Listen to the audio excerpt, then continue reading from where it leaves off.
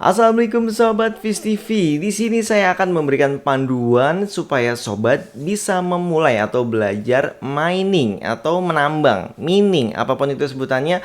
Pokoknya di sini caranya simple banget. Jadi bagi sobat yang punya komputer di rumah, punya laptop di rumah, kalau yang komputer atau PC zaman now itu biasanya sudah menggunakan VGA ya. Jadi rata-rata VGA yang memorinya 4 GB ke atas ya, minimal 4 GB itu bisa digunakan untuk mining. Jadi di sini nanti akan kita lihat dulu nih, ada caranya apakah listriknya boros, apakah performanya sangat menguntungkan, apakah hasilnya nanti malah zonk. Jadi sebelum kita memulai mining tersebut, kita akan pelajari basicnya dulu supaya nanti sobat juga nggak sia-sia udah mining sebulan ternyata listriknya jauh lebih mahal. Jadi di sini saya akan memberikan panduannya step by step.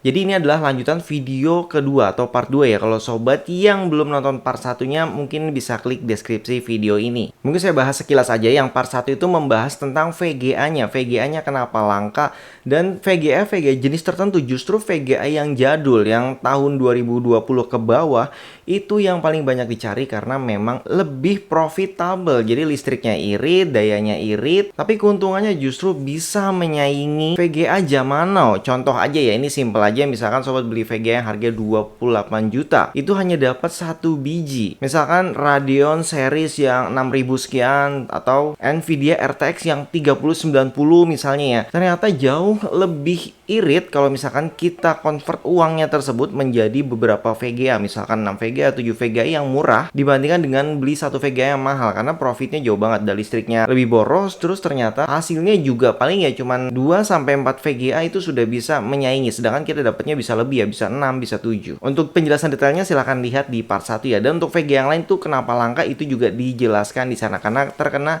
sistem domino di mana yang gamer juga akhirnya beli VGA yang mahal karena VGA yang lamanya itu lebih pilih dijual ya. Nah, di sini bagi sobat yang nggak memilih untuk menjual VGA mungkin bisa dicoba untuk mining seberapa profitable kah kalau misalkan digunakan untuk mining. Jadi sobat bisa menggunakan PC gaming, PC editor, PC buat kerja mungkin ya, atau bahkan laptop yang selama ini sobat gunakan. Yuk langsung aja yuk kita simak videonya. Oke sob, kita mulai step by stepnya. Jadi keperluan semuanya linknya itu ada di deskripsi video, juga saya jelaskan secara tertulis nanti ya.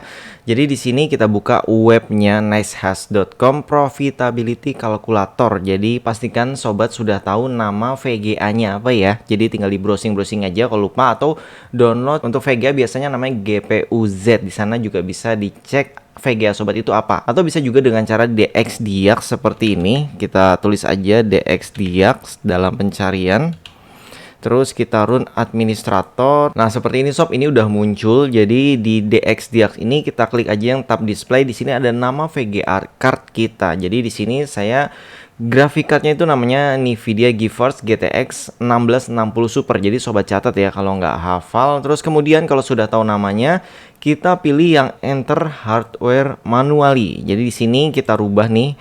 Kita kan rupiah, jadi pakainya IDR. Kemudian untuk KWH kita biasanya beda-beda ya. Kalau yang subsidi itu beda, yang normal beda, dan yang bisnis itu beda.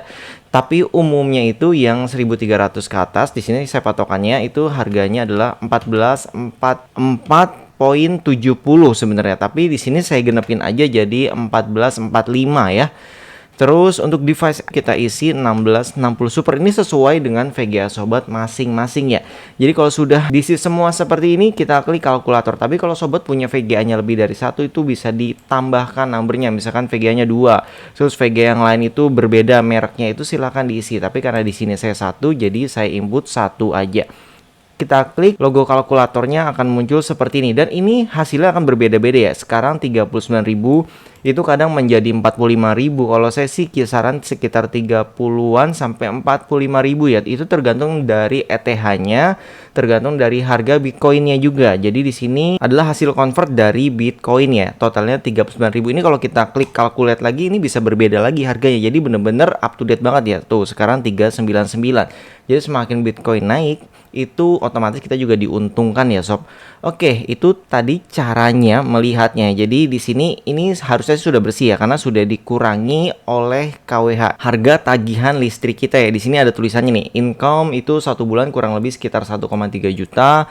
Kemudian cost-nya ini sudah dikurangi juga, jadi listriknya kurang lebih 72.800, dan kalau 1 tahun totalnya 12 juta sekian. Dan di sini satu harinya malah 42.300. Jadi harganya ya selalu update ya. Dan ini nggak fix juga ya, ini on 24 jam, jadi tergantung koneksi internet sobat. Kalau tiba-tiba mati tanpa sobat ketahui ya otomatis nanti hasilnya jadi nggak maksimal, atau tiba-tiba komputernya hang kan kita nggak lihat ya, itu ya otomatis berkurang. Kalau saya lihat di sini sih, kalau totalnya itu sebulan bisa 1 juta lebih, itu ya udah lumayan ya sebagai passive income sob. Apalagi ya listriknya di sini perlu diperhatikan, listriknya nanti saya akan membuat video khusus ya. Jadi ini kan listriknya berdasarkan wattnya VGA ya, jadi bukan power supply, RAM, prosesor, itu kan banyak ya. Jadi ini hanya dihitung dari VGA aja, jadi bukan realnya. Nanti akan ada video khusus untuk membahas itu.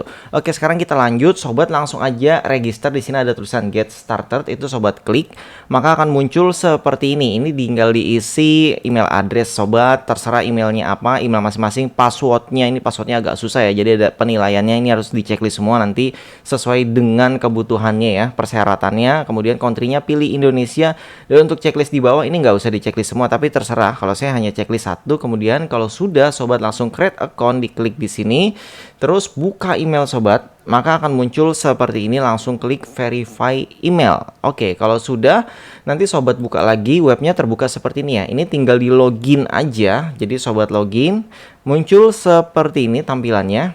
Ini adalah contoh punya saya, ini sudah menghasilkan sekitar 268.000 dalam beberapa hari, saya lupa.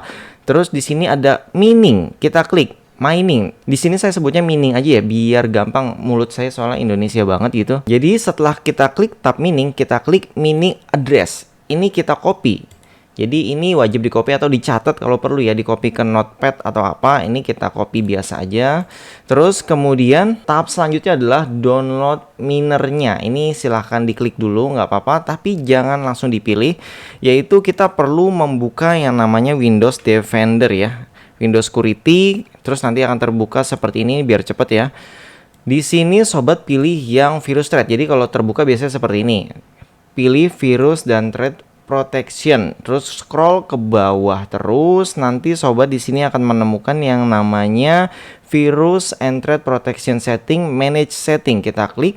Di sini matikan, ini akan otomatis nyala lagi kalau kita reboot komputernya ya. Jadi ini kita matikan dulu sementara supaya kita bisa install. Terus yang lainnya juga di sini ada tambahan, ini terserah ya, mau di offin semua juga nggak apa-apa karena nanti akan nyala lagi secara otomatis. Di sini saya matiin aja dulu deh semua. Kemudian kita buka exclusion. Jadi ini yang dikecualikan. Di sini tambahkan, misalkan sobat mendownloadnya di folder download, jadi tambahkan folder download sobat. Jadi misalkan di download, kalau misalkan sobat pakai IDM biasanya masuknya ke program ya, filenya itu masuk ke program, itu di exclude ya. Misalkan folder downloadnya aja deh sekalian kita pilih exclude gitu. Jadi nantinya filenya tidak terdetek virus. Terus termasuk tempat instalasinya juga kalau perlu ditandai ya, karena nanti kan ada di ekstrak. Jadi kalau di tempat folder yang sama misalkan ditaruhnya di download juga, folder download itu harusnya sih nggak kena karena tadi sudah kita exclusion ya. Jadi sekarang kita langsung aja nih. Di sini ada 2 pilihan, yaitu yang pertama adalah Nvidia. Untuk VGA card saya menggunakan Nvidia. Tapi kalau sobat menggunakan AMD itu bisa pilih yang bawah. Kalau yang bawah ini bisa support semuanya, AMD, Nvidia, Intel. Tapi karena saya sudah coba keduanya, untuk Nvidia ya saya rekomendasi yang atas karena simple. Jadi langsung klik itu bisa langsung cepat. Jadi kita coba yang atas dulu, tapi tenang, nanti yang bawah juga akan kita coba. Yang bawah ini beberapa kali blue screen, jadi kalau misalnya video kepotong ya nanti jatuhnya akan saya sambung. Jadi saya coba yang atas dulu aja. Ini sobat tinggal diklik aja. Kemudian di sini klik understand, terus langsung go to YouTube and download. Jadi tampilannya seperti ini. Terus di sini sobat sebenarnya terserah pilih yang mana, tapi saya pilih older installer aja biar langsung bisa install. Jadi ini udah saya pernah download ya, nggak apa-apa. Ini saya klik OK lagi. Di sini langsung sobat klik open. Setelah klik open ya di next aja, itu sudah bisa langsung. Ini karena saya sudah install, jadi saya skip bagian itu. Kita buka langsung aja aplikasinya, yaitu NiceHash Quick Miner ya. Tampilan seperti ini. Kita enter address yang tadi di copy ya, yang alamat wallet kita tadi di copy, ini sudah saya paste di sini. Kemudian kita klik OK. dia akan loading. Terus kita bisa namain bebas, misalkan namanya VS TV. Ini nama rig atau nama komputer sobat, terserah deh.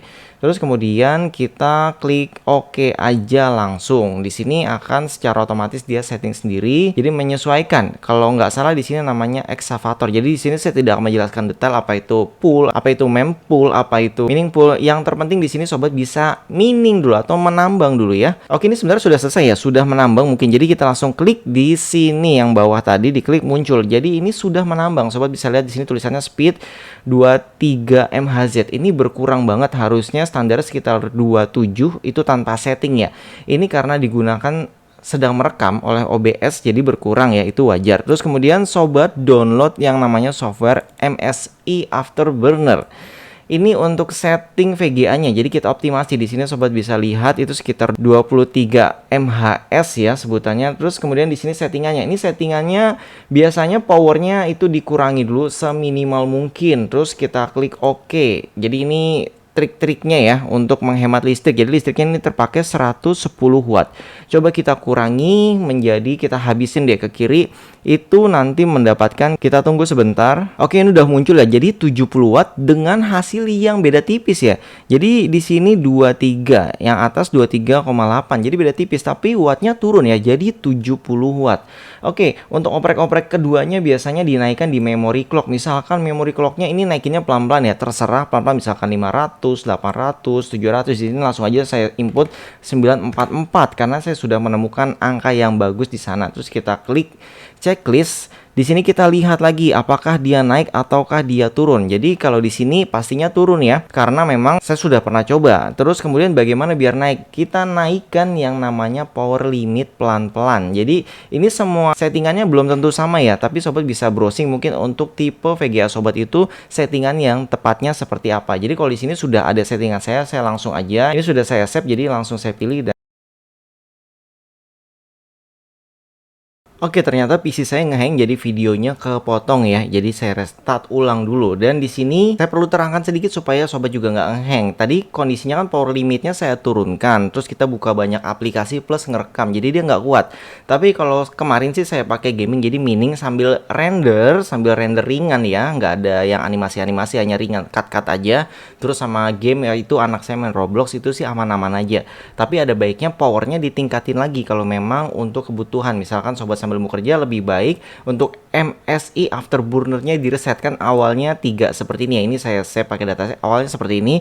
Kalau mau dikembalikan semula sebelum di close miningnya, kalau bisa diklik reset yang tengah, nanti dia akan seperti semula. Jadi udah normal lagi VGA-nya, baru sobat close satu-satu atau sobat buat kerja. Kecuali hanya untuk mining aja, ini tinggal di save aja ya, profilnya di save terus tinggal dijalanin lagi gitu, enak ya. Jadi bisa diganti-ganti ini profilnya.